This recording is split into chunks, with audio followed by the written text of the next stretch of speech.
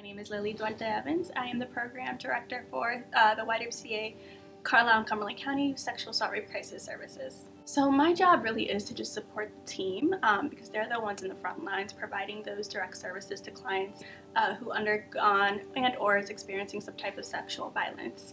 So we operate a 24-hour hotline where anyone can call in to receive support, services, or referrals for county agencies and also out-of-county support as well. So our relationship with the CAC is a very unique one. So our role literally is to be there for the client. So we're meeting them probably at one of the worst days of their life, right? Where they're going through a situation that they kind of either want to process or they don't want to process. Our role is to provide them the services, but also just to be their liaison, to be a support system, and to make sure that they're not alone throughout this process. Because it's, again, we're going to be with them in a point where they're needing the most support. So once the case is processed, it goes through the CAC.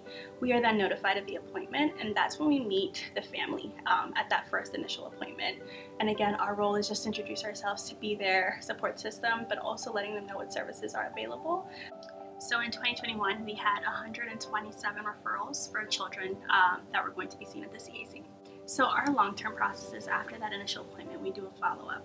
In that follow-up call, we see where the parent is at or the caretaker is at, if they want to do free counseling with their child, but then also for them as well, because sexual violence does not just affect the victim, it affects their loved ones as well. So they can have the power and control back in their process of healing and their journey of justice, honestly. When we talk about sexual violence and what that looks like, it's always important to understand that the cause is that someone or a group of people decided to take power and control away from another person. So when we talk about the survivors and victims, we want to give that back to them, because if we don't, we're just re-victimizing them in the situation that they were just in.